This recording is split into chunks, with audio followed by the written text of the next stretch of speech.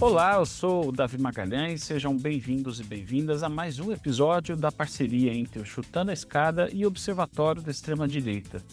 Se você já nos acompanha, sabe que o episódio está dividido em 3 partes.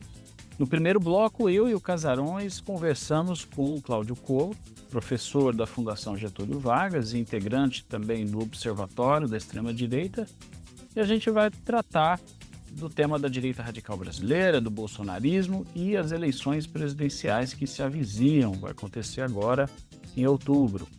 No segundo bloco, eu analiso algumas notícias relativas à ultradireita francesa, Marine Le Pen, Jordan Bardella, enfim, a Rassemblement National, o principal partido da direita radical francesa, pensando que também a gente tem eleições na França em 2027. E, finalmente, temos a nossa tradicional dica cultural. Então, fica conosco que o programa está muito bom. Bora lá! A escada é uma construção que serve para fazer um deslocamento vertical. Nem sempre é assim, mas tem um jeito de facilitar tudo isso. Elevador? Não.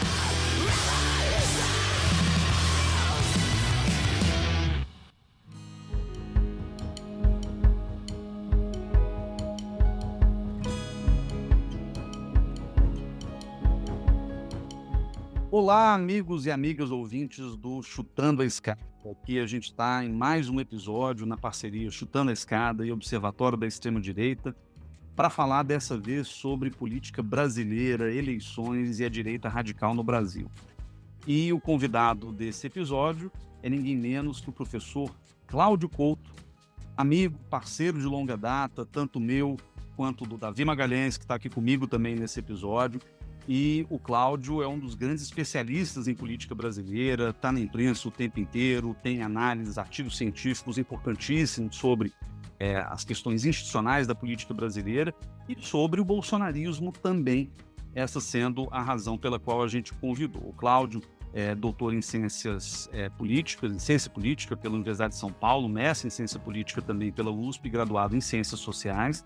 Ele é professor da Fundação Getúlio Vargas de São Paulo, no curso de Administração Pública. O Cláudio é também pesquisador do Observatório da Extrema-Direita e é um prazer enorme poder contar com a disponibilidade e o tempo dele para poder conversar aqui com a gente. Cláudio, seja muito bem-vindo ao podcast e vamos para a conversa. Vamos lá, Casarões. Primeiro, brigadíssimo pelo convite. É um prazer estar aqui com você, também com o Davi, que nos acompanha nessa conversa. E estou à disposição. Cláudio, antes de a gente entrar na corrida eleitoral desse ano, de 2026, a gente queria entender a sua leitura sobre o fenômeno bolsonarista. Em artigo, você define o governo Bolsonaro como um governo movimento, governo em movimento. O que isso significa para a política brasileira e o que isso diz sobre o funcionamento da direita radical no Brasil?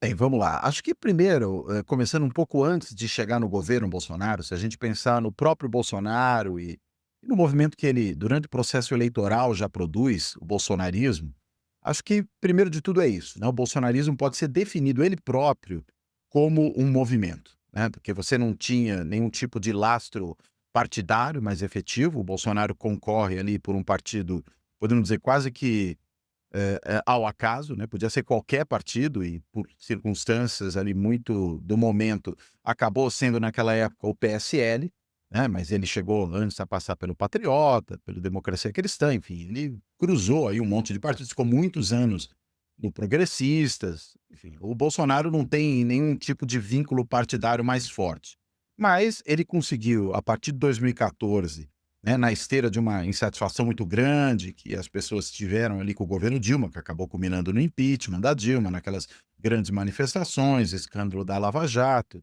descrédito, em grande medida, nas instituições políticas, e o antipetismo também, embora eu acho que o antipetismo não é o fator a definir o bolsonarismo. Entendo que o bolsonarismo se define muito mais por ser um movimento antissistêmico do que propriamente pelo seu antipetismo. Claro, é um movimento antissistêmico de direita, e não é de qualquer direita, a gente está falando de uma ultradireita, eu acho que isso é fundamental deixar claro. Daí, consequentemente, ele surfou naquela onda de rejeição tanto ao PT quanto à classe política e ao sistema político do modo geral. E conseguiu congregar muita gente, culminou na sua eleição, claro, foi ali ajudado pelos eventos imprevisíveis que ocorreram naquela eleição, mormente, podemos dizer, a facada, mas, muito sinceramente, eu acredito que o Bolsonaro se elegeria com ou sem facada. Acho que a facada pode até ter dado um impulso final no processo eleitoral, mas não foi isso que, evidentemente, determinou a eleição do Bolsonaro. E quando ele chega ao governo e começa a governar, essa dinâmica, né, de movimento, de mobilizar constantemente uma base social, né, de produzir um discurso que é ele próprio muito polarizador, um discurso claramente de diferenciação entre grupos antagonistas, mas uma diferenciação que não se dá pura e simplesmente por nuances de programas de governo, de plataformas políticas ou mesmo de preferências ideológicas. É uma diferenciação, a gente poderia dizer, em grande medida existencial, né, que, claro, tem por isso mesmo um elemento identitário muito forte, e ele carrega isso para a dinâmica do governo. De que maneira? Né? E aí a gente vai chegar na ideia de governo-movimento. Conduzindo uma administração que é muito mais focada justamente nesse processo de mobilização, que eu muito brevemente descrevi agora, de ativação constante da sua base, né, de produzir um discurso polarizador, promover uma guerra cultural, tudo que está envolvido nessa lógica de mobilização da sua base, muito mais isso do que propriamente avançar com uma plataforma de políticas públicas, uma agenda de políticas públicas muito estruturada. E acho que não à toa, né, desde o do período da campanha, isso continuou durante o governo, sempre que o Bolsonaro era questionado sobre qual era o seu projeto econômico para o país, ele dizia expressamente que não entendia do assunto e que, para isso, ele tinha lá o seu posto Ipiranga, que era o Paulo Guedes, ou seja, um economista a quem não só essas perguntas podiam ser feitas, mas a quem ele delegava a tarefa de conduzir o programa econômico. Mas eu acho que isso não era uma coisa necessariamente válida só para o programa econômico. Eu acho que isso era válido para uma série de áreas da política de governo, as quais ele propriamente não se importava. O que interessava mesmo era essa promoção da ativação da base, da mobilização da base. E até mesmo algumas áreas que foram alvo, sobretudo, de um processo de desmonte, né, de desmantelamento, de desconstrução, algo que também ele expressamente anunciou logo no início da sua gestão, quando ele faz aquela viagem aos Estados Unidos, né, bem no comecinho, acho que devia ter 3 meses de governo ali, e vai em um jantar com o Olavo de Carvalho, com o Steve Bannon, com outros representantes aí da ultradireita americana. Naquele momento ele já disse que a tarefa que ele tem não é de construir nada, é de desconstruir muita coisa para só depois então, quem sabe, começar a pensar em construir. Mas isso tem tudo a ver com a lógica do governo movimento. Se você tem uma estrutura política, né, um Estado, né, e uma máquina governamental que merece ser combatida, que se presta a servir a interesses escusos, que não atende às demandas da verdadeira parte da população que expressa ser o povo brasileiro, então nada mais natural do que desmontar tudo isso. E claro que entra na alça de mira a política ambiental, entra também a política indigenista, a cultura, uma certa política de educação, enfim, uma série de áreas do governo que não à toa foram realmente alvo de um desmonte muito radical. A política de participação, né, tudo isso virou alvo. Então o desmonte pode ser entendido dentro dessa lógica de governo-movimento, né, porque ele é parte dessa guerra cultural, dessa luta política de produzir uma polarização radicalizada, né, na qual o bolsonarismo se escora, e que compõe justamente a negação da necessidade de ter uma agenda de políticas públicas mais estruturada. Quando muito, isso se dá por delegação, seja para o posto Ipiranga, seja, por exemplo, para o Congresso Nacional, né? E aí o Congresso começa ele a conduzir grande parte da agenda governamental, assume para si, daí inclusive a importância que teve nesse processo, embora acho que isso tem particularidades, a apropriação pelo Congresso do controle sobre o orçamento e sobre a própria política orçamentária de um modo geral, mas num governo como o do Bolsonaro, esse governo movimento, nada mais natural do que realmente isso ocorra, já que não é problema dele conduzir essas coisas. Cláudio, bom, seja bem-vindo, é uma alegria tê-lo aqui conosco. E, Obrigado, bom, Davi. antes mesmo, Cláudio, da prisão do Bolsonaro, já se discutiam algumas alternativas para sucedê-los, né, nas eleições. Entre essas opções, surgiram nomes como o Tarcísio, o Zema, o Caiado, que estão aí ainda, né? E a minha pergunta é: como é que você classificaria dentro dessas famílias ideológicas da direita essas alternativas, né? Fariam parte de uma direita radical, ultradireita, ou uma direita mais tradicional, fisiológica, que aproveita um processo, né, de radicalização do próprio eleitorado brasileiro para surfar politicamente nesse viés? Como é que você entende essas alternativas do ponto de vista ideológico? Vamos lá. Primeiro, né, aproveitando que você falou da direita fisiológica, né, eu diria que nem Tarcísio nem Caiado, né, pensando nesses 2 nomes no primeiro momento, eles se enquadram exatamente naquilo que é a direita fisiológica ou direita pragmática tradicional brasileira, normalmente identificada com o centrão, né. O centrão seria a expressão dentro do Congresso Nacional ou até mesmo em outros casos legislativos, onde há centrões também, estaduais, municipais. Ele sim é a expressão dessa direita fisiológica, essa direita tradicional, que sempre foi uma direita, até por ser pragmática, que fazia concessões do ponto de vista das decisões sobre políticas públicas, da sua agenda no legislativo, da sua agenda governamental, a outros campos políticos, né, ao centro e até mesmo à esquerda. Não à toa, o Lula conseguiu governar sem grandes dificuldades ali numa aliança com o Centrão, né, com vários partidos do Centrão. E a Dilma até durante seu primeiro mandato teve lá também condições de fazer isso, embora ela tenha erodido esse apoio ao longo do seu primeiro mandato, e foi culminar, né, na catástrofe para ela e até para o país em boa medida do que foi o seu segundo mandato culminando no impeachment, mas o Lula talvez seja a prova disso, de que dava para governar com essa direita pragmática. Esses outros setores dos quais a gente está falando, acho que tem uma inserção diferente no processo. E aí eu vou começar tratando do Caiado. É bom lembrar que o Caiado, até muito recentemente, ele era um membro do DEM, né, que depois virou União Brasil, ali na fusão com o antigo PSL. E o DEM que foi, por sua vez, precedido pelo PFL, né, o Partido da Frente Liberal, que surge lá na redemocratização. Eh, o DEM-PFL merece uma atenção especial, por quê?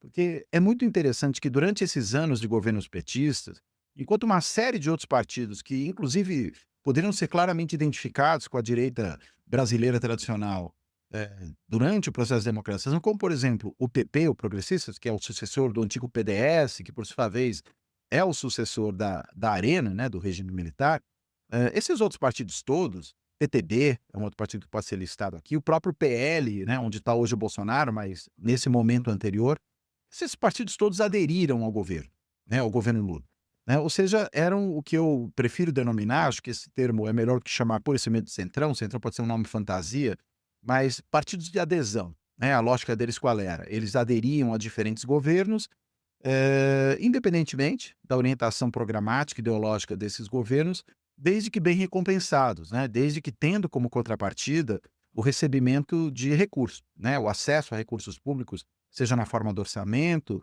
seja na forma de ocupação de cargos no executivo e também, claro, na administração indireta.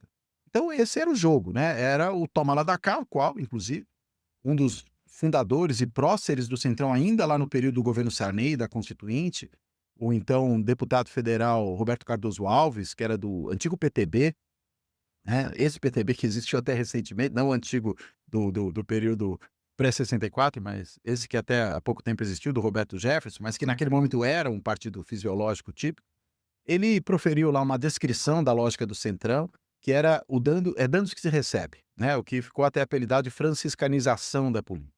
Então os partidos de adesão operavam nessa lógica, né, aderiam para ter acesso a recursos em troca. Pois bem, o PFL em nenhum momento aderiu aos governos petistas. Por isso que eu diria que o PFL não é um partido de adesão e, portanto, não é um partido propriamente do centrão, né? E o seu sucessor, o DEM, da mesma forma.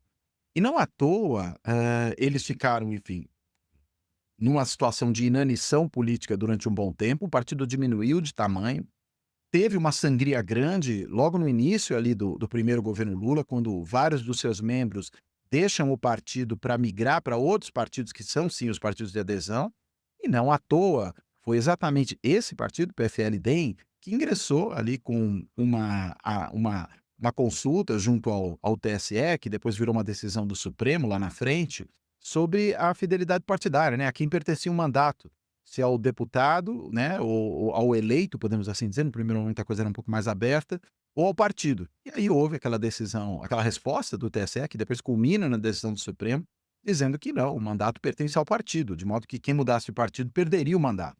Pois isso acabou valendo só para os cargos em eleições proporcionais, mas a coisa começa ali por quê? Justamente porque esse partido, ao ficar na na oposição ali, galhardamente, não aderindo, ele estava sofrendo uma sangria e queria botar um pouco de ordem na casa. Por que eu estou falando tanto do PFL-DEM? Porque é esse partido que pertencia ao Ronaldo Caiado. Ou seja, ele teve uma postura não adesista, ideológica, de clara oposição com a própria agremiação em que ele estava.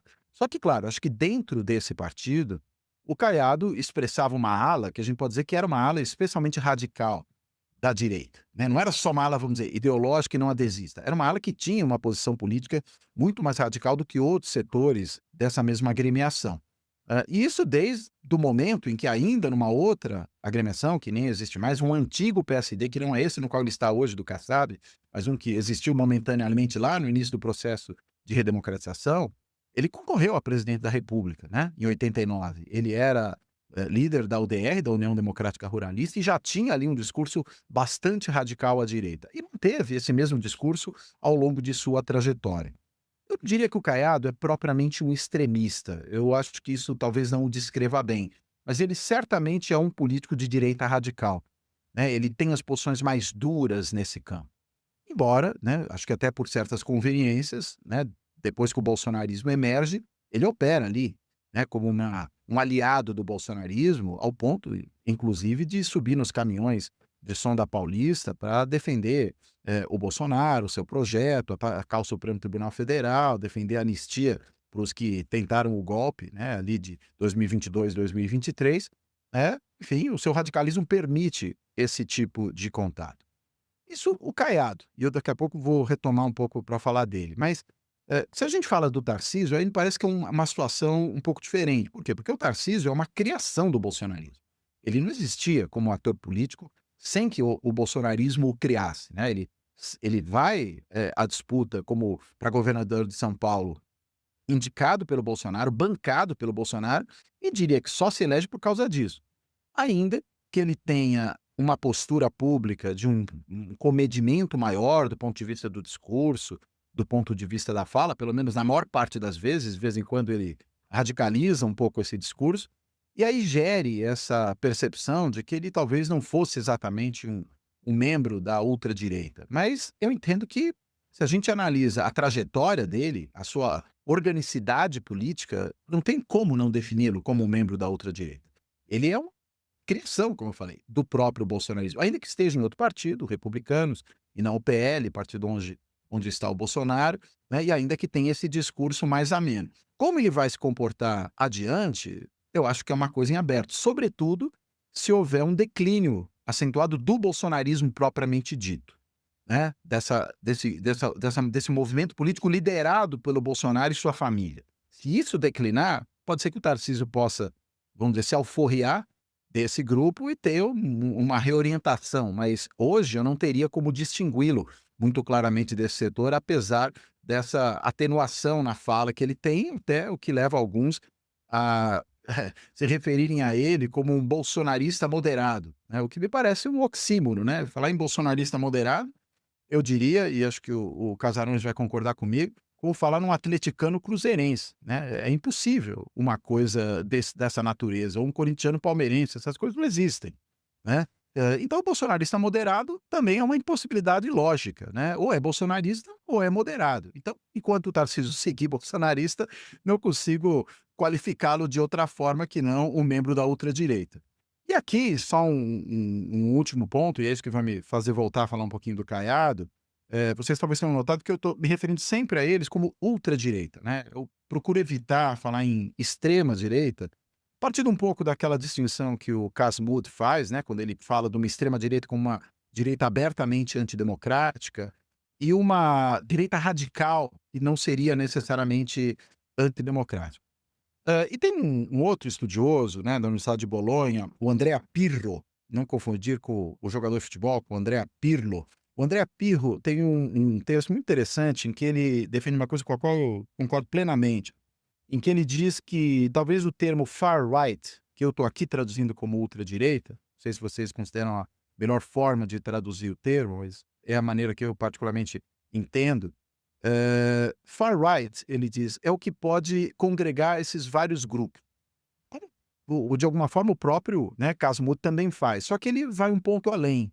Ele diz, e por uma razão, porque às vezes as relações que esses grupos da direita radical e da extrema direita estabelecem entre si, elas não são relações de separação efetiva. Eles se confundem, eles se associam em muitos casos, eles muitas vezes adotam certas práticas um do outro, e portanto, usar o termo mais genérico, pensando aí numa escala conceitual de maior generalidade, talvez seja uma forma mais segura de você lidar com esses fenômenos, porque eles realmente congregam mais coisas. E é particularmente assim que eu tenho olhado para essa ultradireita brasileira. Nesse sentido, acho que dá para colocar o Caiado aí dentro, como dá para colocar o Tarcísio aí dentro, né? E como também, veja, quando a gente fala particularmente do bolsonarismo, né, eles seriam talvez, né, olhando com a categorização do Casmurro, uma direita radical. Mas esses caras tentaram um golpe de Estado no Brasil. Será que eles não são abertamente antidemocráticos, ainda que eles neguem o tempo inteiro? E parece que são abertamente antidemocráticos, embora dissimulem isso. Então, mas são extremistas no sentido do que seria um partido nazista, por exemplo? Não exatamente. Então essa ambiguidade é que me faz usar o termo ultradireita para me referir a eles o tempo inteiro, porque acho que abarca essa variação e até essas inconsistências, essas incoerências que muitas vezes eles apresentam. E acho que qualquer um dos dois, seja Tarcísio, seja Caiado, se porventura, digamos, amanhã, quando forem lideranças importantes nacionais dessa ultradireita, vão poder dar seguimento a essa lógica de polarização, de enfrentamento cultural, de radicalização que o bolsonarismo promoveu. Embora, entenda eu, e acho que as experiências nos governos de São Paulo e de Goiás mostram isso muito claramente, tem uma preocupação, diferentemente do Bolsonaro e do bolsonarismo propriamente dito, mas no sentido mais estrito, com governar, né, com levar adiante políticas públicas, com não ser apenas, não se restringir a ser um governo movimento. Eu acho que isso era uma coisa que caracterizava muito o governo Bolsonaro, mas não necessariamente vai caracterizar toda a ultradireita quando chega a posições governamentais. Pois é, Cláudio, havia essas alternativas na mesa, sobre a mesa, Caiado, Tarcísio, eventualmente até correndo por fora o Romeu Zema, o Ratinho Júnior, enfim. Todos eles, aliás, se silenciaram diante da tentativa de golpes, das descobertas, das investigações a respeito do que aconteceu em 2022. Então, eu estou de acordo contigo que tá todo mundo ali no mesmo grupo, embora não estejam na mesma família. E aí eu queria fazendo justamente uma pergunta sobre o que foi de fato a escolha do Jair Bolsonaro, desde a prisão. Ele escolheu o seu filho mais velho, o Flávio Bolsonaro, numa escolha que tem um sentido dinástico, né, Uhum. ligado ao personalismo e talvez até ao familismo, do patriarca Jair Bolsonaro. Como é que você avalia até aqui o desempenho de Flávio, um ex-deputado estadual e senador, que não tem experiência administrativa concreta, não tem passagem pelo serviço privado, não tem nada do ponto de vista profissional para além da sua carreira política impulsionada pelo pai. Como é que você A não ser que você considere como serviço privado a franquia da Copenhague, né? ah, mas assim, como é que você avalia a trajetória do pré-candidato, agora na corda bamba, Flávio Bolsonaro, como manifestação, né, como herdeiro desse movimento político? Olha, Casares, eu acho o seguinte, que é uma escolha dinástica, eu não tenho a menor dúvida quanto a isso, né? Acho que é uma boa maneira de definir. E por uma razão, inclusive, né? Porque eu entendo que o bolsonarismo, além de outras características que ele tenha, uma delas é ele ser um projeto político familiar, né? Ele é um projeto ou familista, se a gente preferir definir assim, né? Isso, inclusive, mostra porque o Bolsonaro, diferentemente do que muita gente sugeria, ele de forma alguma é um sujeito que pode ser caracterizado como um outsider. Primeiro, pelo fato de que a gente estava falando de um sujeito que passou 28 anos na Câmara dos Deputados com 7 mandatos em sequência, fora os 2 anos como vereador ali, né, antes de se eleger deputado federal, vereador no Rio de Janeiro. E depois, ao longo de todo esse período, o que que ele foi fazendo? Ele foi levando outros membros da sua família para a carreira política, né. Elegeu primeiro a esposa, que depois virou ex-esposa, vereadora do Rio de Janeiro, e aí quando ele rompe com ela, ele lança o próprio filho para concorrer contra a mãe, o Carlos Bolsonaro, que acaba de fato se elegendo e a mãe não consegue se eleger lá atrás.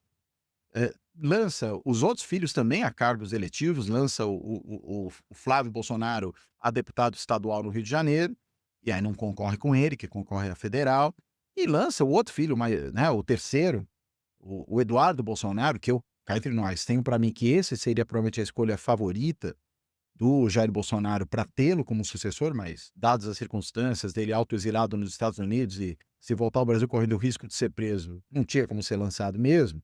Mas enfim, lança o Eduardo a deputado federal em outro estado, para justamente não concorrer com ele. Daí a mudança do Eduardo para São Paulo e concorrendo a deputado federal por São Paulo, né. Então veja, olha, e agora, né, mais recentemente, o Jair Renan lançado como vereador em Balneário Camboriú, né, e eleito vereador lá. Então, veja só, você tem todos os membros da família, levados pelo pai à condição de políticos profissionais. Como que você fala de um político com todo esse tempo de trajetória e a família inteira, formada por políticos profissionais, você classifica um sujeito desse como outsider. De modo algum é um outsider. Ele é, no meu entendimento, um marginal, né, um marginal na medida em que ficou o tempo inteiro na periferia ali da classe política, né, ele nunca teve um papel central nas, tomadas de decisão, nas articulações políticas. Tem aquele episódio conhecido, mais de um, né, mais de uma vez, ele concorreu 3 vezes à presidência da Câmara, e quando foi mais bem-sucedido, teve pouco mais de 1% dos votos, né, então nem os seus colegas o levavam muito a sério, e a última vez, inclusive com esse percentual aí a que eu me referi, 1 ano antes de se eleger presidente da república, então, naquele momento ele ainda não era considerado uma figura relevante pelos seus próprios pares, e não à toa os partidos do Centrão, na eleição de 2018, não embarcaram com ele, embarcaram com o Geraldo Alckmin, ainda apostavam na polarização PT-PSDB naquele momento em alguma medida, mas, o Jair Bolsonaro, portanto, era esse marginal, talvez um maverick, como a gente poderia distinguir, né, esse político que tem ali uma linha própria de ação. Agora, nessa trajetória marginal e de maverick, um elemento central é realmente fazer a família predominar. E não à toa, uma outra característica importante que ficou clara no governo Bolsonaro era o peso, a importância da família nuclear do presidente da República nas questões de governo. A gente falava de um governo em que o filho número 3, né, o Eduardo Bolsonaro, era uma espécie de chanceler informal, ou de para-chanceler. Grande parte da discussão sobre política externa, sobretudo durante a gestão ali do primeiro chanceler do Bolsonaro, do Ernesto Araújo, ela passava pelo crivo do Eduardo Bolsonaro, que até chegou a ser cogitado, a ser indicado embaixador em Washington, né? Ou seja, a embaixada mais importante que o Brasil tem, ter ali o filho do presidente indicado. Depois, quando viu que o nome não seria aprovado, até cogitou indicá-lo para ser ele o chanceler, né? Então você tem essa presença forte ali. O Carlos Bolsonaro sendo uma espécie de secretário de comunicação do governo, né, participando de reuniões no Palácio do Planalto, dando quase que expediente ali para pensar questões de comunicação, chefiando aí o chamado gabinete do ódio, enquanto ele era vereador, formalmente vereador no Rio, né, então também ali presente. Talvez o Flávio até, ironicamente, logo ele agora que sai candidato a presidente, tenha sido aquele que se fez menos presente dentro da dinâmica do próprio Poder Executivo, né? Ficou ali mais restrito à atuação no próprio Senado Federal. Mas veja, essa presença da família nuclear do presidente é mais uma demonstração do quanto o bolsonarismo é um projeto familista. E por isso mesmo, acho que seria impossível imaginar que o Bolsonaro, dentro desse contexto, dele preso, inelegível, que ele abrisse mão de uma candidatura com o sobrenome Bolsonaro para lançar um eventual títere, né? Poderia ser o Tarcísio, ou apoiar um outro nome de fora. Impensável.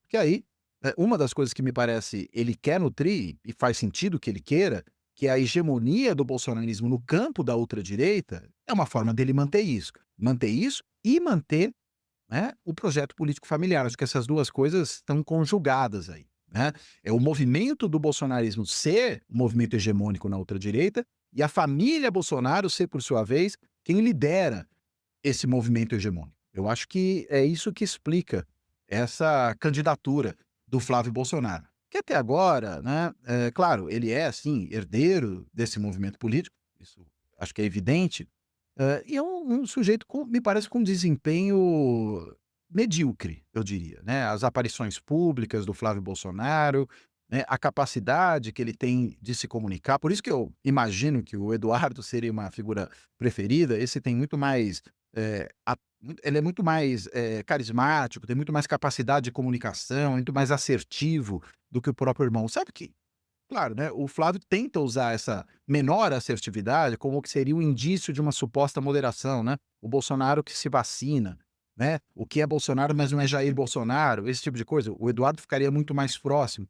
Mas isso eu acho que também cobra um custo, né, de ser esse candidato um pouco insosso, né, esse candidato que não tem ali a mesma capacidade de magnetizar o eleitorado que o próprio Jair tinha, né, e que acredito que o Eduardo muito possivelmente tivesse.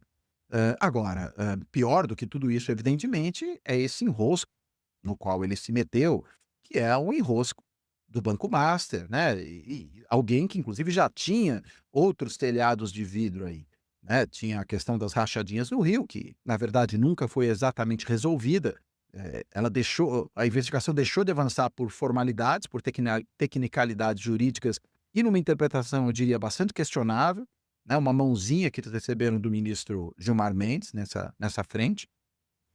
E tem também, né, as vinculações também sempre mal explicadas dele, as milícias do Rio de Janeiro, né, a condecoração do Adriano da Nóbrega, a nomeação para o seu gabinete na Alerj, da esposa e da mãe desse mesmo miliciano, enfim, e declarações que a família deu no passado sobre isso, ou a própria relação com o Queiroz, que é sabidamente um cara que tem também contatos com esse mundo da milícia. Então, eh o Flávio Bolsonaro tem muitos telhados de vidro, e não bastasse todos que ele já tinha, que provavelmente seriam aí, observados, né, seriam apontados durante a campanha, ainda veio mais essa, né, que é essa relação promíscua, né, e também ainda muito mal explicada com o Banco Master para supostamente financiar o filme, né, sobre o Jair Bolsonaro. Eu digo supostamente porque, o orçamento, né, que eles tinham ali de mais de 100 bilhões de reais é um orçamento completamente fora de qualquer padrão do que seria razoável para uma produção como essa que parece que foi feita, né, que está muito longe de ser uma superprodução, de ter efeitos especiais, de ter um grande número de figurantes, cenas externas importantes, nada disso parece justificar esse valor, não à toa, né. Ficou muito mais caro, né, esse filme, pelo menos em tese, do que ficaram os 2 filmes brasileiros que concorreram ao Oscar, ou do que ficaram, aliás, esse levantamento foi feito, 15 dos 20 últimos ganhadores do Oscar, e do Oscar principal, nem estou falando do Oscar de filme estrangeiro. Então, é claro que é uma relação mal explicada. Imagino que isso vai pesar, ainda mais com o Flávio toda hora se metendo em contradições, né, dizendo uma coisa hoje, tendo que desmentir amanhã, dizendo que talvez mais coisa apareça. Então acho que é um candidato, enfim, claro, tem o bônus de ter o sobrenome Bolsonaro, de magnetizar esse eleitorado em torno, né, do próprio apelo que o pai tem para esse eleitorado, e acho que isso talvez lhe garanta uns 20% dos votos, né, de maneira muito segura, e daí para cima, mas também tem esses telhados de vidro todos. Excelente, Cláudio. Eu queria, primeiramente, dizer que eu concordo completamente com as categorias que você trouxe aqui. Eu também costumo usar a ultradireita como a tradução do que seria o far-right, né, que o Casmurro traz, né, que seria uma espécie de conceito guarda-chuva que abrigaria, ao mesmo tempo, tanto uma radical right, uma direita radical, quanto uma extrema direita, né, a direita radical mais reformista em relação à democracia liberal e uma extrema direita com uma posição mais revolucionária no sentido de querer derrubar, inclusive pela força, a democracia liberal, né. Inclusive eu costumo separar bolsonarismo enquanto movimento, e aí eu vejo 50 tons de direitismos, e nem todos esses direitismos, são necessariamente ultradireita, né, tem, figuras de uma direita liberal e conservadora mais clássica.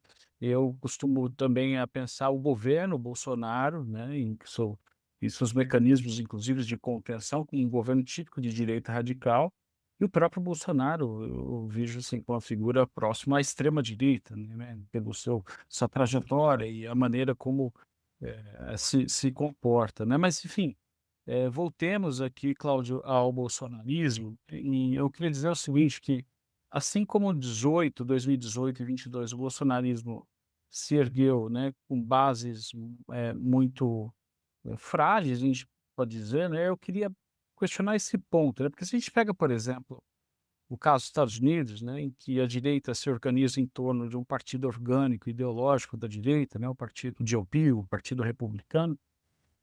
Aqui a gente não tem um grande partido de direita ideológico e orgânico. A maioria desses partidos, né, que a gente mencionou aí, são partidos, né, de uma direita fisiológica, né? E aí a aglutinação dessas diversas direitas fica muito dependente de uma liderança carismática, exemplo do próprio Bolsonaro. O Casbut, né, que você mencionou e eu voltei a tocar aqui no caso dele, ele disse que não raramente o líder da direita radical populista, ele costuma alugar um partido, né, uma espécie de que sirva como veículo eleitoral, né, ou cria ou aluga um partido, né, e é o que o Bolsonaro fez, primeiro com o PSL e depois com o PL, ou seja, vale lembrar também que ele governou boa parte do seu mandato sem partido, né. A questão é o seguinte, eles até tentaram fundar um partido de direita radical, chamaria Aliança pelo Brasil, mas não conseguiram reunir um número suficiente de assinaturas, né. Por que será que essa aposta deu errado, Cláudia? E sim, e por que o MBL conseguiu, por exemplo, fundar um partido? E eu diria, né, eu queria que você trouxesse uma reflexão, eh, de como, né, isso se relaciona com a própria natureza do sistema partidário brasileiro e suas relações com a nossa direita radical. Olha, primeiro, né, com relação a essa dificuldade que eles tiveram e no fim se mostrou uma inviabilidade, né, de criar o Aliança pelo Brasil, né, o partido deles, que chegou a ter até mesmo logo, né, o partido chegou a ter um logo que aliás foi ali retratado depois de uma forma, eu diria, grotesca, né, construindo uma espécie de escultura do logo do partido usando cartuchos de munição, né, uma coisa, meu, assustadora do ponto de vista da simbologia que aquilo traz, né. Mas o partido propriamente dito, né, a máquina partidária, isso foi um baita de um fiasco. Por que que fracassaram? Eu juro para você que eu tenho dificuldades de compreender por que que fracassaram, né. Porque veja, a gente está falando de um sujeito que estava na presidência da república, que tinha, portanto, uma série de recursos à disposição, inclusive no que diz respeito à influência, à capacidade de transitar por diferentes setores, né, de angariar apoios para poder fazer o trabalho de construção do partido avançar, e a gente vê que, ainda que possa dar um certo trabalho, não é tão difícil assim conseguir, por exemplo, o número de assinaturas necessário para você ter um partido viabilizado, né, e eles pelo jeito não conseguiram, e até o MBL conseguiu, né, sem dispor de toda essa estrutura, de toda essa base de que o bolsonarismo dispunha, né. Até por conta daquilo que eles conseguem reunir, por exemplo, nas cidades, quando fazem manifestações, e a gente viu isso ao longo de muito tempo, né, durante o próprio governo Bolsonaro e depois.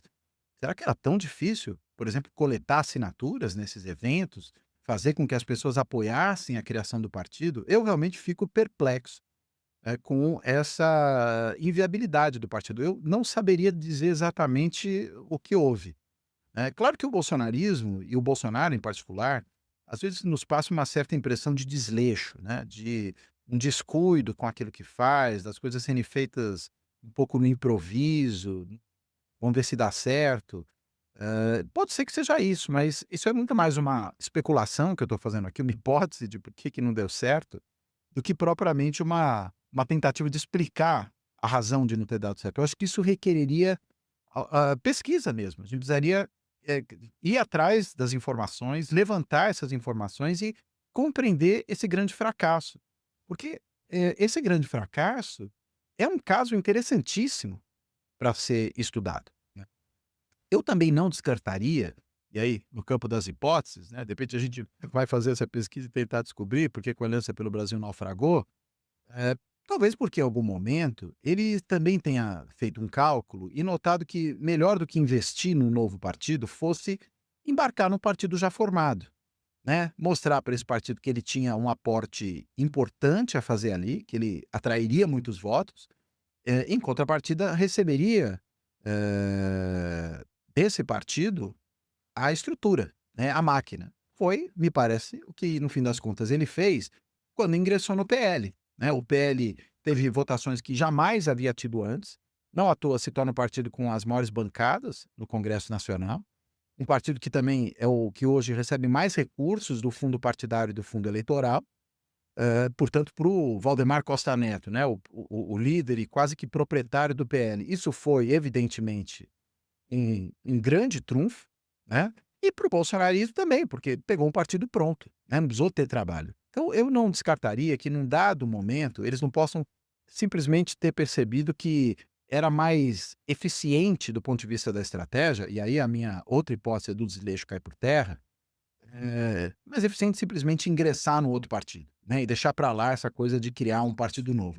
Entendo eu que, em certa medida, essa outra estratégia funcionou, né, eles foram muito bem-sucedidos na eleição, eles têm aí candidaturas articuladas por todo o país no PL, fora as candidaturas, podemos dizer, do bolsonarismo que, se insere em outras agremiações partidárias, por próprio caso do Tarcísio, do qual a gente já falou, né, tá no Republicanos, você tem gente que é bolsonarista que está no PSD, né, enfim, você tem gente no MDB, o Osmar Terra, por exemplo, um bolsonarista dentro do MDB, para a gente pegar uma figura que foi até ministro do Bolsonaro, né, você tem bolsonaristas em outras agremiações, né, então talvez não fosse necessário mesmo criar o Aliança pelo Brasil lá atrás. Acho que, nesse sentido, talvez não é nem a aposta que deu errado, talvez seja uma aposta descartada em algum momento. De qualquer modo, eu acho que a gente precisa entender, né, o que aconteceu e para isso tem que levantar dados mesmo. Não dá para a gente simplesmente especular. Essas especulações que eu fiz, eu diria que elas podem ser hipóteses de pesquisa, mas acho que não dá para ter uma resposta categórica sobre isso. E o MBL, pequenininho, trabalhou, trabalhou, trabalhou, foi lá, conseguiu criar o seu partido. E acho que até o MBL talvez seja a maior evidência que, talvez o problema não seja, não ser possível criar, mas seja ter interesse efetivamente em criar. E pode ser que esse interesse tenha faltado ao Bolsonaro. Cláudio, tá aí um ótimo tema para quem está nos ouvindo, se estiver na graduação, na pós-graduação, toquem essa agenda de pesquisa porque ela realmente é fascinante. Eu queria trazer um tema aqui que tem a ver com a proposta do Chutando a Escada, de pensar temas internacionais e que tem a ver também diretamente com a minha pesquisa, e eu queria te ouvir sobre isso.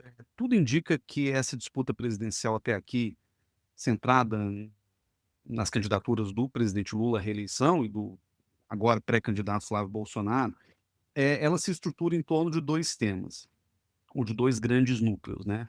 A corrupção ligada ao Banco Master, né, o Flávio outro dia estava aí com uma camiseta, "Pix é do Bolsonaro, Master é do Lula", agora a narrativa se inverteu, enfim, esse tema da corrupção é um tema que, sempre retorna à discussão eleitoral, a cada 4 anos.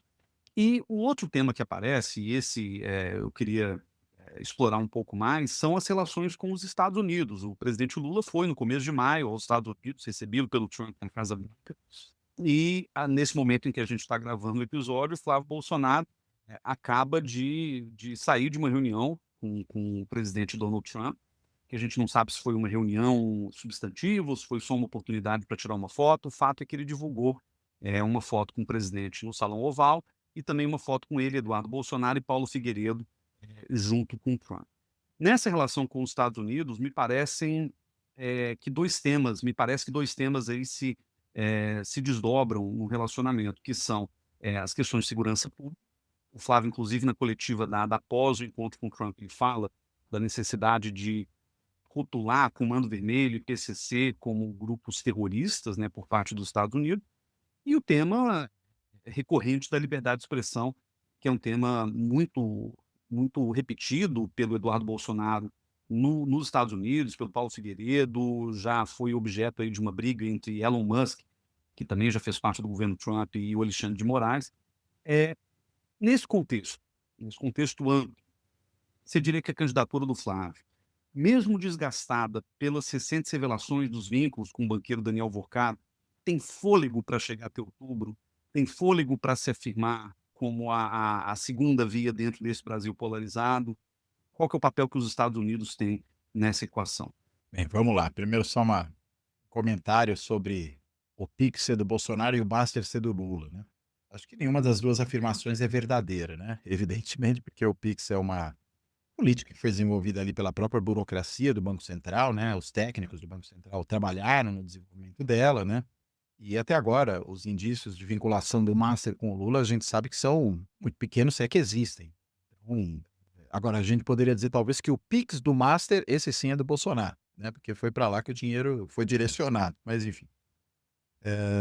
Agora, não se refere a essa interferência americana, né, nas eleições brasileiras ou a influência que o governo Trump pode ter no processo eleitoral brasileiro, eu acho que o Flávio Bolsonaro recorreu a esse expediente porque talvez lhe faltasse outra alternativa nesse momento, né.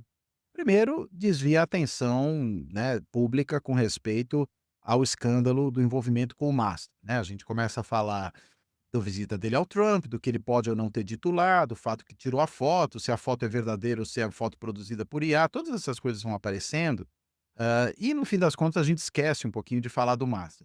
Não acho que seja uma estratégia tão eficaz, né, essas cortinas de fumaça, quando o que tem para ser escondido é muito grande, elas dificilmente produzem todos os efeitos, inclusive pelo simples fato de que a investigação do Master continua, ela está atingindo aliados do bolsonarismo, como é o caso do governador ou do ex-governador do Rio de Janeiro, o Cláudio Castro, né, e inclusive que já foi alvo de 2 buscas e apreensões, né, 2, operações voltadas para isso e, ironicamente, né, se na primeira isso foi por decisão do Alexandre de Moraes e logo apontado como mais uma perseguição do Alexandre de Moraes aos bolsonaristas, na segunda foi por decisão do André Mendonça, que é um dos ministros indicados pelo Bolsonaro ao Supremo, inclusive aquele que ele disse que era terrivelmente evangélico e que compunha parte dos seus 20% de votos dentro do Supremo.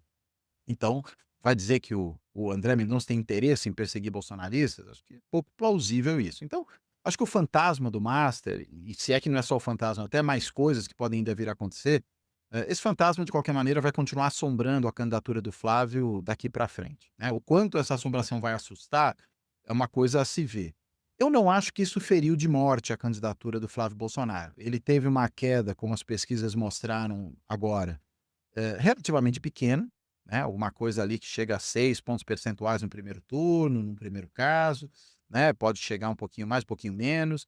Veja, isso numa eleição que ainda tem pouco mais de 4 meses pela frente, é muito tempo, né. Então 4 meses no processo eleitoral é muito tempo. Muita coisa muda, às vezes as coisas mudam de uma semana para outra ou de um dia para o outro. Então, daqui até outubro, acho que muita coisa ainda pode se modificar nesse cenário. Consequentemente, dentre as coisas que podem se modificar, pode estar a recuperação do Flávio Bolsonaro, que eu acho que é perfeitamente possível, né. Daqui a pouco o eleitor começa a minimizar isso que aconteceu, ele, diante do dilema entre votar num candidato do seu campo, mas que sobre o qual ele tem algum tipo de restrição pelo fato de que ele se envolveu com um banqueiro corrupto, e permitir a eleição de um candidato de esquerda, que ele rechaça de qualquer forma, acho que o eleitor acaba migrando para o Flávio Bolsonaro, né. Ainda que com o nariz tapado, alguma coisa desse tipo, mas pode migrar para lá. E uma parte nem precisa tapar o nariz.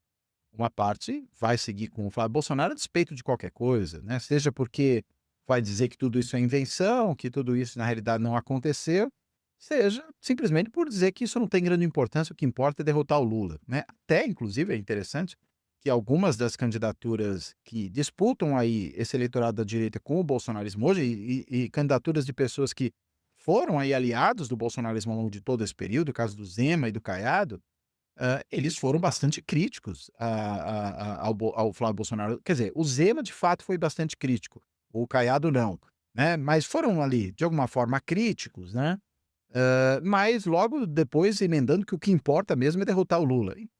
Se tudo isso está sendo sinalizado, e eles próprios, que poderiam ocupar teoricamente esse espaço, estão sinalizando que é isso que importa, acho pouco provável que o grosso do eleitorado que vota hoje no bolsonarismo, ou na ultradireita de um modo geral, porque esse é um outro aspecto que eu acho que a gente tem que frisar. O bolsonarismo acho que abriu o campo para o avanço da direita e da ultradireita, mas ele não tem um monopólio desse campo. Ele tem, claro, uma hegemonia desse campo, é o setor mais relevante, aquele que é o centro gravitacional, mas de modo algum tem um monopólio. A gente já viu isso inclusive nas recentes eleições municipais, quando candidatos de ultradireita, que inclusive desafiaram os candidatos oficiais do bolsonarismo, fizeram boa figura em algumas cidades. A gente teve o caso aqui do Pablo Marçal em São Paulo, da Cristina Gremmel, em Curitiba. Então, a gente teve aí candidaturas desafiantes e acho que isso pode aparecer. O próprio MBL, que eu entendo que também integra a ultradireita e, portanto, o Missão é um partido de ultradireita, está aí concorrendo. Ou seja, a depender de como as coisas caminharem, vai ter mais gente querendo pegar esse legado. Fora aqueles que, mesmo dentro do campo do bolsonarismo, deixam muito claro que tem um projeto próprio e que, dependendo de como a coisa caminhar, mais à frente podem se autonomizar. Acho que esse é o caso do próprio Tarcísio, acho que é o caso também do Nicolas Ferreira em Minas Gerais, acho que tem vários aí que são bolsonaristas, mas não necessariamente, ou que podemos ainda dizer, estão bolsonaristas, não quer dizer que serão bolsonaristas pelo resto da vida. Mas, enquanto esse tempo não chega, digamos assim, o que tem aqui de mais forte é realmente o Flávio Bolsonaro. Então, eu acho sim que ele chega vivo em outubro. E o quanto o apoio americano pode produzir efeitos. Olha, acho que se for só a foto do lado de Trump ou uma outra declaração que o Trump vier a dar, isso não surte grande efeito, pelo menos do ponto de vista de ajudar na candidatura. Porque o eleitor mais fiel ao bolsonarismo, esse vai se manter fiel independentemente do que o Trump diga ou deixe de dizer. E, na verdade, vai ser redundante até, em grande medida, né. Então, nada mais esperado do que a ultradireita americana apoiar a ultradireita brasileira, inclusive porque já deu sinais anteriores dessa vinculação. Acho que esse é um primeiro ponto. O segundo ponto e aí é um pouco mais complicado, é que, e as pesquisas mostram também que existe uma percepção muito negativa na população brasileira sobre o governo Trump, né, majoritariamente negativa. E pode ser que nesse sentido não seja exatamente uma boa estratégia para o Flávio Bolsonaro, se ele quiser ampliar o seu voto, e aí eu já não estou falando dos eleitores fiéis, mas daqueles que são passíveis de serem cativados. Se ele quiser ampliar a sua votação, ele provavelmente vai ter que mostrar para esse eleitorado não só que ele talvez seja o tal do bolsonarista moderado, mas que ele também seja capaz de atrair, né, mais eleitores, né? E que ele seja capaz de ser alguém que, vamos dizer, defende os interesses do Brasil. Mas sendo fotografado ao lado do Trump, junto com o seu irmão, que é o sujeito que foi para os Estados Unidos conspirar contra o país, isso pode ser muito fortemente utilizado contra ele na campanha e aí, em vez de ser um bônus, pode virar um ônus, um fardo que ele vai ter que carregar até lá. Então, eu acho que desse ponto de vista, a imagem, pura e simplesmente, pode mais ser maléfica do que benéfica. Realmente, acho que é uma terceira dimensão dessa ação americana, eventualmente, na eleição no Brasil, que é saber se você vai ter algum tipo de interferência do ponto de vista, por exemplo, de uso de tecnologias, de envio de dinheiro, né, de algum tipo de recurso mais ativamente utilizado para interferir no processo eleitoral. Eu não descartaria que isso viesse a acontecer. Acho que é possível que isso venha a acontecer, né? A própria relação do trumpismo com as big techs pode ser um caminho para que isso ocorra, né? Declarações que o presidente vem a fazer, ele na Argentina, né, falou que a Argentina não receberia dinheiro se o Milei não ganhasse a eleição, e isso, ao que parece, teve de fato um impacto ali. Não acho que teria o mesmo impacto no Brasil. Primeiro, não creio que ele mandaria dinheiro para o Brasil. E depois, se chantagear o Brasil nesses termos, dizer, olha, se o Bolsonaro não for eleito, o Flávio Bolsonaro nesse caso, as sanções vão voltar, me parece que seria também um tiro no pé, né? Seria muito mais nocivo ao Flávio do que benéfico. Acho que o Lula torce para que isso aconteça.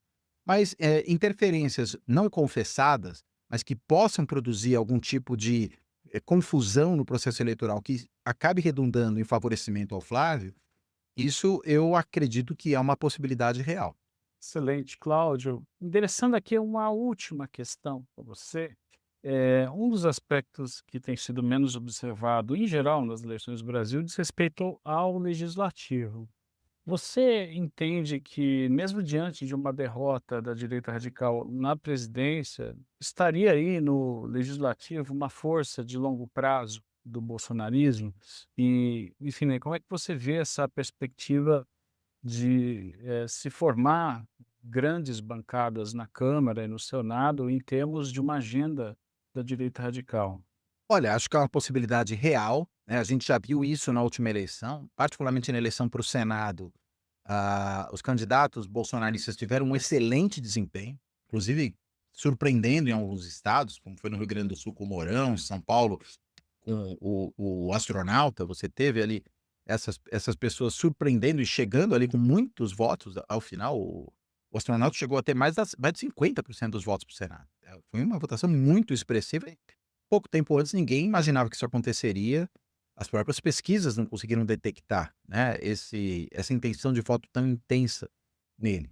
Agora, não me parece que neste ano o quadro seja exatamente igual, né. Eu sou um tanto quanto cético com relação à capacidade que tem essa ultradireita de repetir o mesmo desempenho na eleição para o Senado, ainda por cima agora que tem 2 senadores, então isso seria até mais relevante, nessa eleição como teve na eleição passada. E a eleição para o Senado é uma eleição que ela tem um grau de incerteza sobre ela muito maior, porque como é uma eleição majoritária, só que sem 2 turnos, né, os mais votados entram, pode ser que a depender da fragmentação dos votos por um determinado campo político, seja a direita, seja a esquerda, eh, azarões, de certa maneira, vençam, né, ou aqueles que conseguirem se manter mais unificados, digamos, quem apresentar menos candidatos, porém candidatos competitivos nessa disputa, pode acabar se dando melhor, né. Então se houver o caso de São Paulo acho que pode ser ilustrativo disso, né. Até a Simone Tebet, que vai concorrer ao Senado pelo PSB em São Paulo, declarou: "Olha, a esquerda se apresentar mais do que 2 candidaturas vai acabar elegendo a direita". E eu acho que ela está correta nessa avaliação. Agora, se concorrem só ela e a Marina Silva, e são 2 vagas, e do outro lado você tiver uma divisão, tiver Derrite, tiver Ricardo Salles e tiver eventualmente outros nomes, né, aí da da direita, da ultradireita concorrendo, pode ser que isso gere uma certa pulverização dos votos, que acabe favorecendo a esquerda. E o mesmo vale no sentido oposto, eventualmente, em outros estados da federação. Então, isso cria uma incerteza maior sobre o resultado para a eleição para o Senado.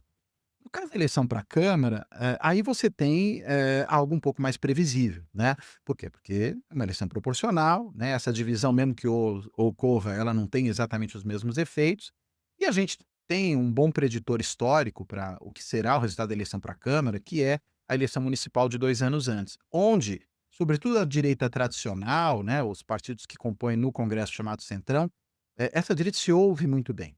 A ultradireita cresceu, ela chegou a 11% das prefeituras, mas, não teve exatamente o bom desempenho que essa direita tradicional teve. E a gente sabe que a rede de apoio de prefeitos e de vereadores é fundamental na eleição de deputado, daí a eleição de prefeito ser um bom preditor do resultado da eleição para a Câmara. E o que essa predição sugere é que o que a gente vai ter é realmente esses partidos sendo os grandes vitoriosos, ou seja, a gente provavelmente terá um Congresso novamente de direita, majoritariamente de direita, mas, eu arriscaria dizer que talvez não tendo uma ultradireita tão forte quanto tem agora. O PL, por exemplo, que chegou a ter 99 deputados, não sei se eles conseguem repetir o desempenho nessa eleição. Eu tenho lá minhas dúvidas, né. Sobretudo não tendo o próprio Jair como candidato, mas tendo o Flávio. Então eu, vamos dizer, fazendo a leitura, até dando a essa direita e a outra direita o espaço maior, eu se muito acho que o próximo congresso repete o atual, basicamente, aí do ponto de vista da sua distribuição. Um crescimento ainda maior desse campo, eu acho provável. Se for para crescer alguém, é a direita tradicional, não é a ultradireita. Eu acho que é esse o cenário mais provável. E é claro que, nesse momento, uma eleição para o Congresso ganha uma importância absolutamente crucial, maior do que em qualquer outro momento anterior. Por quê? Porque o Congresso hoje no Brasil se empoderou tremendamente, né. Ele tem muito mais poder do que tinha durante o que a gente pode chamar de era de ouro do presidencialismo de coalizão, né, quando Fernando Henrique, Lula, até mesmo antes dele Itamar, né, tiveram e a mesma Dilma no seu primeiro mandato, tiveram ali uma condição relativamente tranquila para fazer as agendas do executivo avançarem.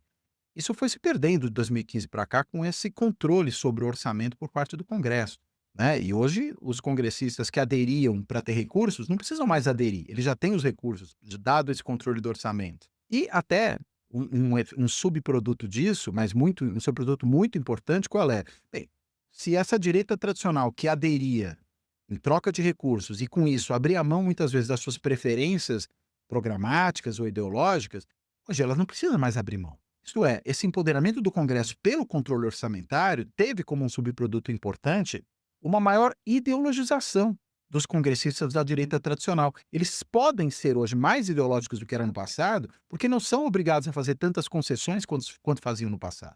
E acho que esse é um contexto que tem que ser considerado. Pode não ser um congresso dominado pela ultradireita, pela direita radical, mas é um congresso em que a direita tradicional consegue ser mais de direita do que era em períodos anteriores no Brasil. E acho que isso também tem um impacto, ainda mais, claro, se você tiver um presidente não alinhado ideologicamente, como há hoje. Presidente de esquerda, um congresso majoritariamente de direita.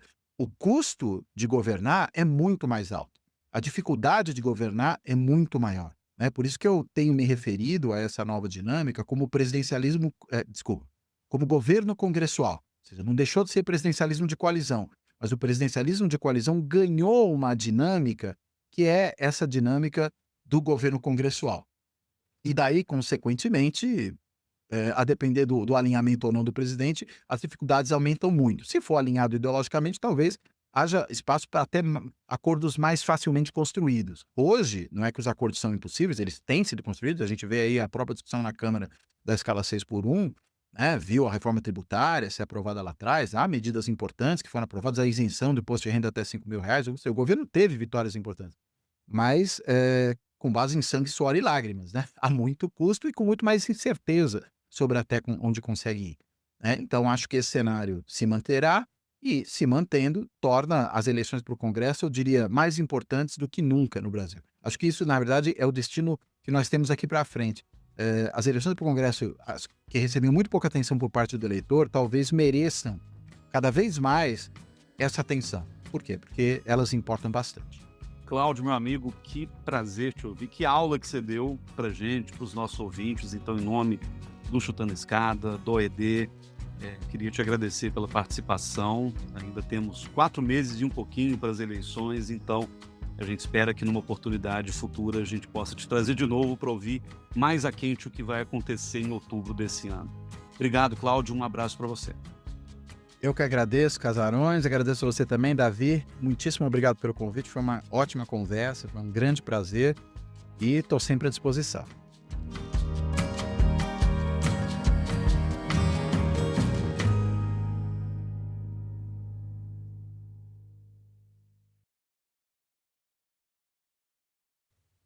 Pessoal, nesse bloco, como de costume, trazemos uma análise de notícias sobre a ultradireita global.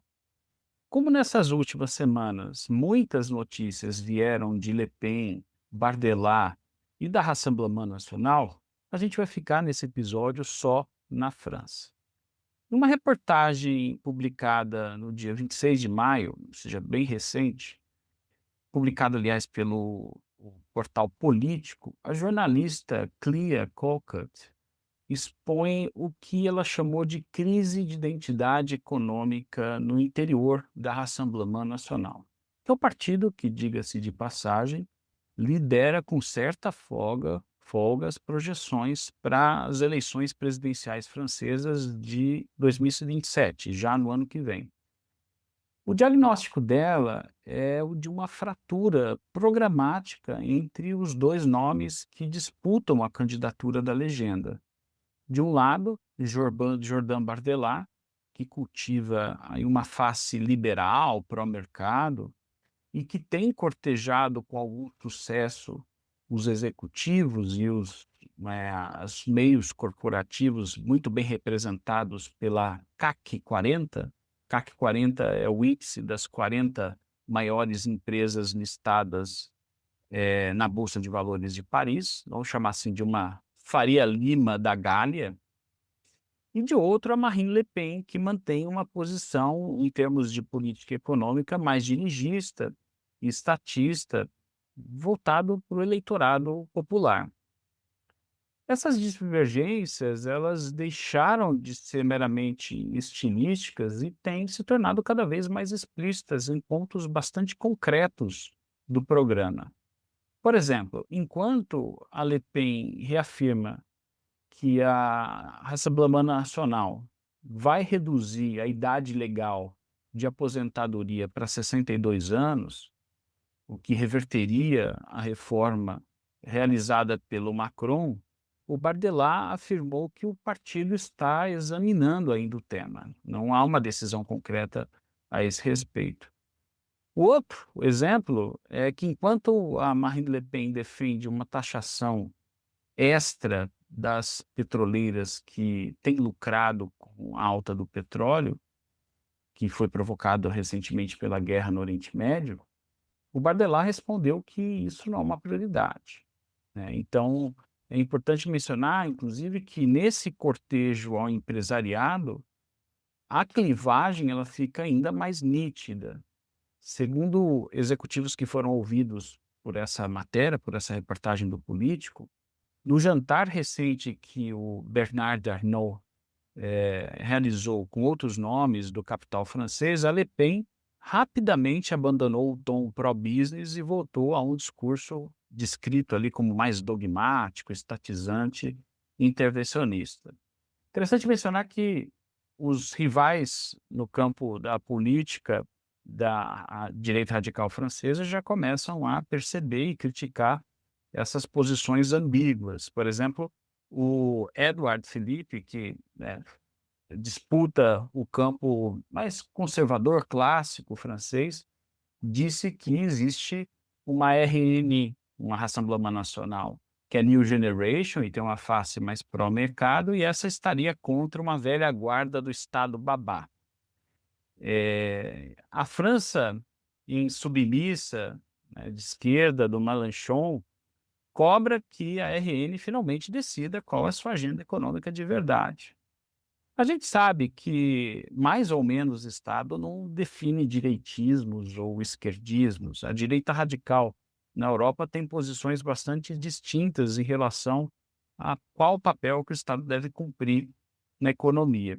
Mas o que é interessante aqui é que essas posições elas refletem uma agenda econômica mais tradicional da antiga Frente Nacional do Jean-Marie Le Pen, que era uma visão nacionalista econômica, e a tentativa de protagonismo de uma ala mais renovada, representada pelo Jordan Bardella, com posições mais inclinadas ao neoliberalismo. Bom, vamos lá. Vamos seguir agora para um outro tema que é relacionado à política externa francesa. De acordo com uma matéria da agência Reuters, publicada no dia 22 de maio, Marine Le Pen decidiu reacender uma das pautas mais sensíveis da política externa francesa.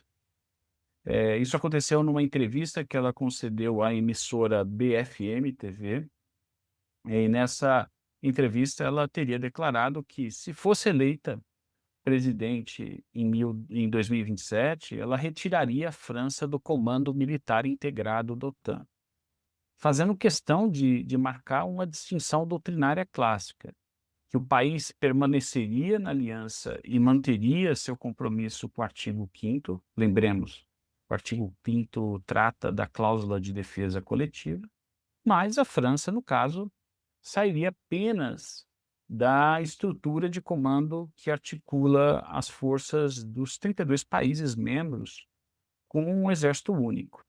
A justificativa que a Le Pen deu para essa posição foi dirigida de maneira muito direta a Washington. Nas palavras delas, a Europa hoje vive uma dependência das decisões do Donald Trump. É uma dependência que, segundo ela, é lamentável porque corrói a independência francesa. E essa declaração ela foi feita justamente enquanto os ministros das Relações Exteriores da OTAN se reuniam na cidade sueca de Helsingborg, né? E de lá o chanceler francês, o Jean-Noël Barrot, reagiu imediatamente classificando a proposta como irresponsável e dizendo que ela mandava um recado para os aliados da França, que estaria aí sob ameaça russa, que a França estaria traindo os seus próprios aliados. Vale registrar que, em março, o Bardella havia adotado um tom mais cauteloso, afirmando que não retiraria a França do comando integrado em tempos de guerra, que é mais um sinal, digamos, dessa clivagem que a gente comentou na matéria passada, no bojo da própria Rassemblement Nacional. E vale trazer aqui uma nota histórica, deixando bem claro que esse debate não é novo, ele é antigo. Foi o Charles de Gaulle quem retirou a França do comando integrado da OTAN em 1966, um movimento que representou uma ruptura bastante simbólica com a hegemonia norte-americana e que fazia parte, né, da sua política externa autonomista, em busca de uma autonomia estratégica. E essa decisão do de Gaulle ela só foi revertida em 2009, no governo do Sarkozy, né, que tinha uma posição mais próxima à OTAN, mais próxima aos Estados Unidos também. O Emmanuel Macron, né, também vale mencionar, vem defendendo que a Europa reduza a sua dependência em relação à segurança vinculada aos Estados Unidos, só que ele defende que isso aconteça dentro das estruturas atlânticas e não por fora, tá?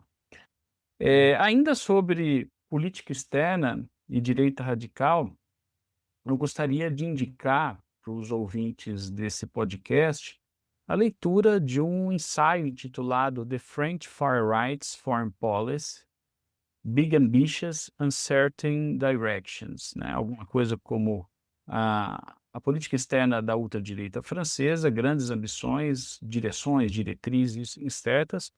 Esse foi um paper, um ensaio que foi escrito pela Catherine Fiesch e foi publicado agora em maio pelo Carnegie Endowment for International Peace, dentro de uma nova série, aliás, bastante interessante, que esse think tank tem produzido, que é The Populist Turn in Middle Power Diplomacy, né? Então, basicamente, como que as potências médias, né, que adotam posições populistas, se posicionam em relação à política externa.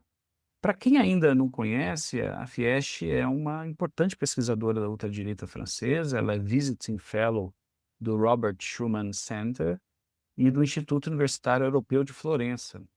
E ela é também autora de uma obra que é considerada clássica sobre fascismo, populismo e a Quinta República Francesa, obra publicada em 2004. Bom, nesse novo paper, tem basicamente 20 páginas, ela sustenta uma tese que eu achei bastante interessante, né, que é a de que a política externa da RN nunca foi um campo de pensamento estratégico, e sim uma espécie de reservatório de questões divisórias, que ela chama de wedge issues. E essas questões elas são mobilizadas conforme a conveniência eleitoral, seja para fraturar a esquerda francesa, por exemplo, no tema relacionado à guerra da Ucrânia, seja para capturar uma espécie de credencial republicana ao se posicionar em relação à guerra entre Israel e Hamas, ou para sinalizar uma posição mais anti-establishment para uma base que é naturalmente desconfiada das elites ocidentais. E o texto destaca basicamente 3 eixos analíticos. O primeiro seria mais uma leitura institucional. A Fiesch lembra que, a partir da Quinta República, estabelecida ali com a ascensão do de Gaulle, a presidência da República concentra um grau de autoridade diplomática e militar sem paralelos na Europa Ocidental, de maneira que uma vitória da RN em 2027 não seria apenas uma mera alternância de poder, mas uma reorientação imediata e também profunda de toda a posição francesa em relação à ordem internacional. O segundo eixo, ela também faz uma leitura bastante sofisticada, aliás, que vincula novamente essa clivagem que a gente mencionou anteriormente, Le Pen-Bardella. Sim, ela diz que Le Pen mantém uma posição mais soberanista e até confrontacional na linha de Salvini e outros líderes da direita radical europeia, ao passo que o Bardella tem adotado uma posição mais nacionalista pró-mercado o que aproximaria o Bardella de figuras como a Meloni ou o próprio Merz na Alemanha.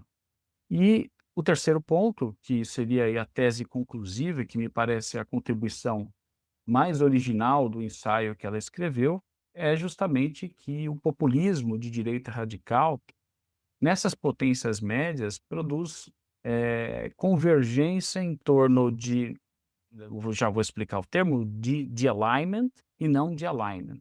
Então, o que que é isso, né? Vale lembrar aqui que de alignment é uma categoria central da sociologia eleitoral e da ciência política comparada, e que, no caso, essa categoria designa um processo de enfraquecimento estrutural, gradual e também cumulativo dos vínculos de identificação partidária dos eleitores com os partidos estabelecidos, sem que surja uma nova coalizão dominante para substituir a anterior. O que que isso quer dizer no cenário francês? Quer dizer que os partidos de direita radical, e europeia, não só francês, tá?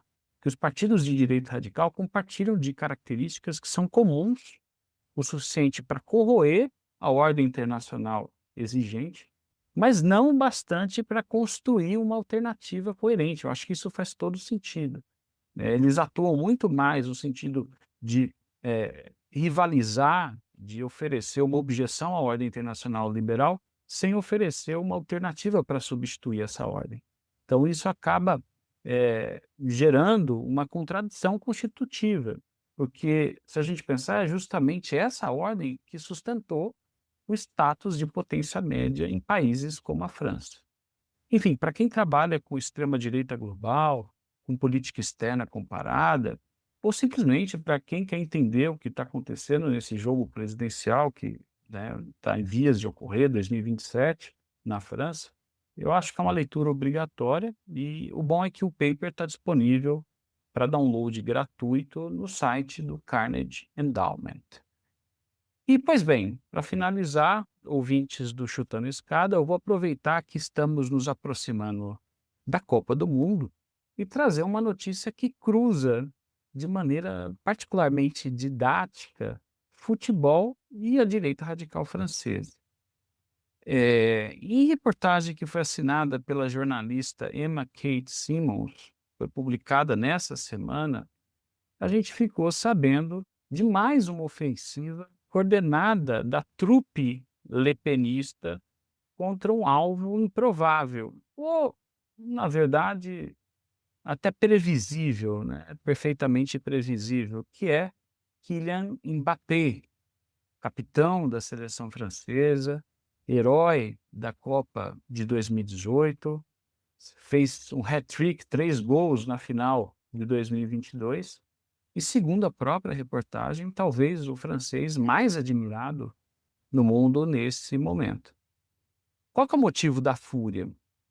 O Mbappé deu uma entrevista à revista Vanity Fair e voltou a dizer algo que já tinha dito no passado, especificamente durante as eleições legislativas de 2024. Ele manifestou publicamente sua preocupação com o crescimento, a ascensão da Rassemblement Nacional, dizendo, né, com palavras dele, que seria catastrófico se a extrema-direita chegasse ao poder e que os extremos estão batendo as portas, e que ele se recusa a aceitar a ideia de que jogador de futebol deve só calar a boca e jogar bola, só bater bola.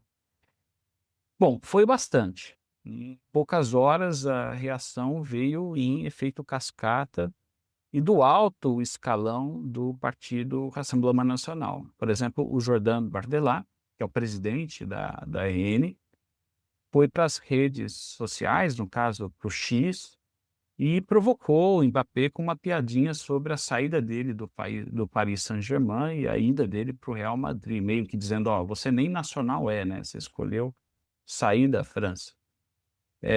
Depois, em outras entrevistas, ele atacou o que chamou de um multimilionário que fica aí em jatinhos privados, dando lição de moral a franceses que nem sequer conseguem fechar o mês, né? É uma posição, né, de tração bastante populista. A Marine Le Pen também se manifestou. Ela entrou logo em seguida da posicionamento do Bardella, dizendo o seguinte, né? Ela disse que os franceses são livres o suficiente para votar em quem quiserem, sem precisar ser influenciado por Monsenhor Mbappé, né? E a jornalista, eu acho que é interessante, ela fez essa nota que eu acho que demonstra uma certa agudeza, que quando a Marine Le Pen diz que os franceses, certamente Mbappé parece não estar incluído nesse rol de os franceses, o que revela o tom nativista dessas posições. Julien Audoun, que é porta-voz do partido, acusou Mbappé na CN News de desprezar 13 milhões de eleitores da RN. O Geoffrey Lejeune, que é editor dominical do Vicente Bolloré, foi mais longe ainda e pediu ao técnico Didier Deschamps que simplesmente não convocasse Mbappé para a Copa. Uma proposta que o Deschamps repeliu numa coletiva que deu, lembrando que o jogador de futebol tem direito à livre expressão. E, finalmente, Marion Maréchal, que é sobrinha da Marine Le Pen, um dos quadros mais extremistas do partido, escancarou que estava nas entrelinhas de todas as falas anteriores, insinuando que opiniões políticas vindas de alguém que nem sequer mora mais na França seriam ilegítimas. E aqui chega ao ponto que interessa para a discussão que viemos fazer nesse programa e temos feito nesse programa há alguns meses. Por trás do verniz tecnopop, de redes sociais, do Jordan Bardella, dessa estética TikTok, por trás do cortejo a esse patronato da Faria Lima francesa, o CAC 40, ressurge sempre que necessário o mesmo apito de cachorro, o dog whistle da velha extrema-direita lepenista. Veja, o Mbappé, ouçam bem, né, tem a mãe argelina e o pai camaronês. Em 98, o Jean-Marie Le Pen, o fundador da Frente Nacional, pai da Marine Le Pen, dizia que era artificial trazer jogadores estrangeiros e chamá-los de seleção francesa. E reclamava que muitos não sabiam sequer cantar a Marselhesa. Em 2006, ele voltou a se queixar, dizendo que havia jogadores de cor demais, né? Tinha muitos jogadores negros, tinha jogadores de cor demais na França. E em 2024 foi a vez de Aya Nakamura, uma cantora franco-maliana, ser linchada pela Marine Le Pen por seu francês pobre, né, quando ela cantou na abertura dos Jogos Olímpicos de Paris. Agora é a vez do Mbappé e o padrão é cristalino. E eu diria que a síntese da jornalista nessa matéria é bastante certeira, que é, para a direita radical francesa, Mbappé é francês o bastante para ganhar uma Copa do Mundo, mas não é o suficiente para falar sobre a França. Ou seja, é a velha política do sangue, do solo, repaginada para algoritmo, mas com a mesma engrenagem racista que move o lepenismo desde a sua fundação. E na e na coincidência que isso aconteça justamente agora, na contagem regressiva para a Copa do Mundo e às vésperas do julgamento de apelação que vai definir, agora no dia 7 de julho, o destino da candidatura da Marine Le Pen, tá? Em 2027, se ela vai poder se candidatar a presidente ou não. Bom, e com certeza a gente vai voltar a esse tema nos próximos episódios, ele não fica apenas por aqui. A gente fecha esse boletim por esse episódio e a gente agora passa para a nossa tradicional dica cultural.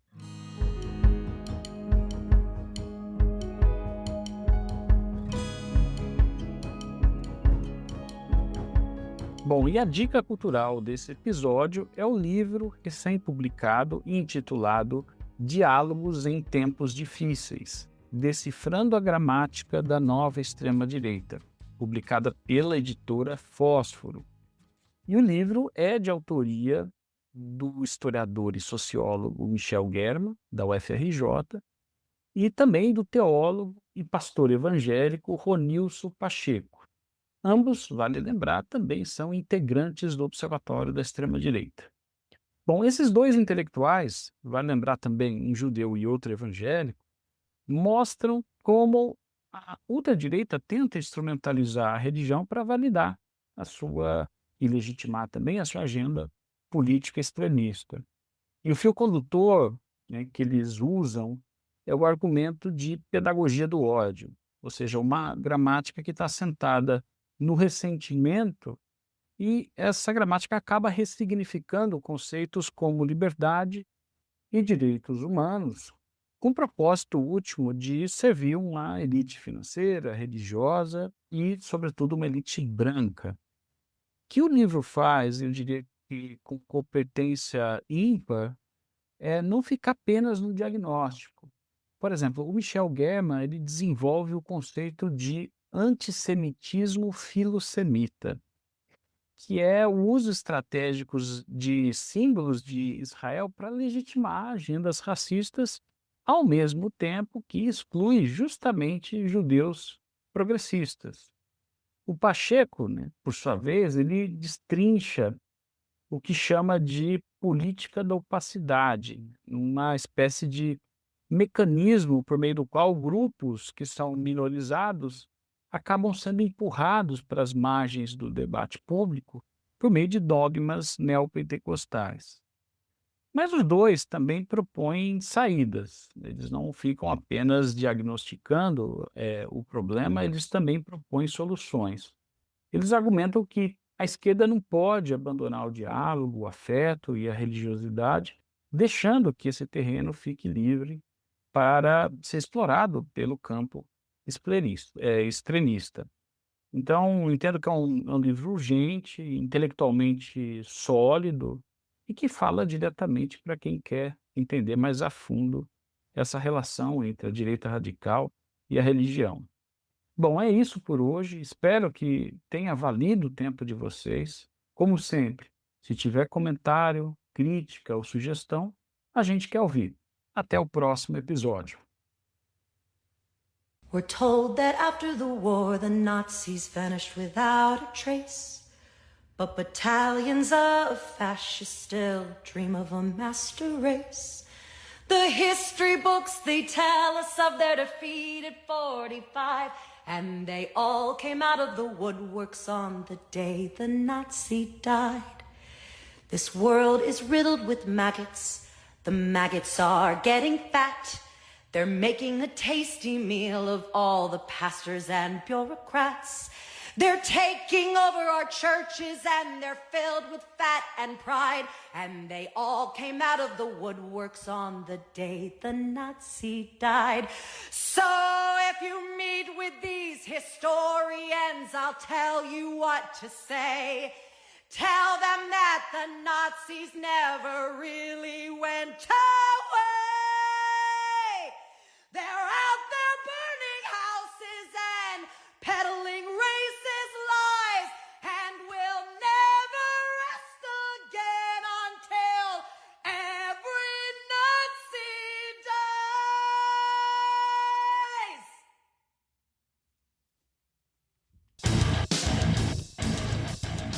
Você acabou de ouvir mais um episódio do Chutando a Escada. Para apoiar, acesse chutandoaescada.com.br/apoio.